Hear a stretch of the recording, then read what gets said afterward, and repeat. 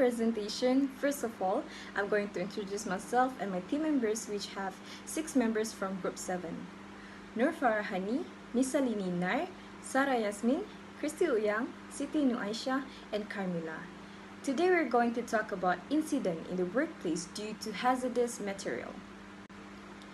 Hazard means a source that brings harm, damage, and adversely affects a person's health. Each type of job and workplace has its own hazard risk. There are various hazard categories such as natural, man-made, technological, and behavioral. The risk may be high or low that somebody could be harmed depending on the hazards, and therefore, individuals such as workers, managers, and employers should work together responsibly in identifying and controlling hazards in the workplace. Surveillance around the work area is crucial because it can bring harm to the mental and physical health of individuals. Disclosure of incidents in workplace due to hazardous material to the public is very important. There are many types of hazard in workplace. Here, we listed 4 hazards in workplace. The first is electrical hazards. It is caused by unprotected exposure to high voltage electrical outlets. Electrical burns, electrical fires, and electrical shocks are the 3 major types of electrical accidents, and it can result in minor to major injuries, especially burns, cardiac arrest, and even death. Second, exposure to dangerous chemicals. The chemical exposure can result in cancer, organ failure, and death. Chemicals are classified according to the type of harm they can cause as corrosive, irritants, teratogens, sensitizer, mutagens, and carcinogens. Employees can expose to these chemicals through inhalation, direct or indirect skin contact, ingestion, and injection. The effect of chemical exposure is gradual and long-term. Next is machinery and tools hazard. Employees who work in construction or transportation are at the risk of machinery and tools accidents. These accidents are caused by the use of faulty equipment, lack of adequate knowledge, product defect, or negligence of stipulated safety precautions. Lastly, fire hazard. Fire accidents can result in loss of life and property in workplace.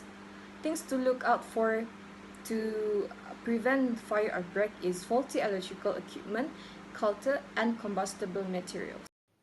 Now, we are going to continue the presentation with the hazard prevent and control.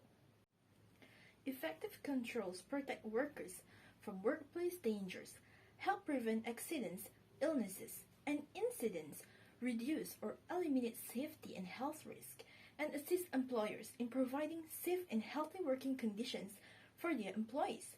To ensure the effective control and hazard prevention, the employers should involve workers who often have the best understanding of the conditions that create hazards and insights into how they can be controlled.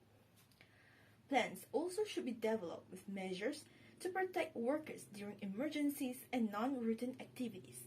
Last but not least, evaluate the effectiveness of existing control to determine whether they continue to provide protection or whether different controls may be more effective. New technologies should be reviewed for their potential to be more protective, more reliable, or less costly. So, what are safety skills required in handling workload? First, you need to acknowledge your limit. Therefore, you can handle works that within your capability without risking any possibilities of error in the handling workload. Next, you need to pick and prioritize, which means you need to plan and decide which tasks that should be done first and make schedule. Third, you need to do things one at a time so you can focus on the task and finish it perfectly. Next point, deal with the deadlines. It is important for you to have task estimation so you can align it with the coming deadlines without having pressure. And don't forget to be good to yourself. Here are some examples of hazard in different workplaces. Workplaces that involve things like knife can bring harm such as getting cut if safety control was not applied during working. Therefore, employees should have educated with the knowledge of how to control sharp instruments. Same goes to workplace that involve the usage of substance such as benzene. Careless during handle benzene can cause the person leukemia. As for Employees that work with electricity, they need to wear safety equipment and handle the electricity instruments carefully according to the guidelines that provided to avoid electrocution or shock. Hard rock mining workers can be exposed to silicosis if safety equipment and precautions was not applicable. It is concluded that dealing with hazards and disasters in society requires an understanding of cognition and behavior and will require a cultural shift for much of mankind. We strongly recommended you guys to always immediately inform the person in charge to professionally handle any hazard in your workplace. And that's all from us. Thank you.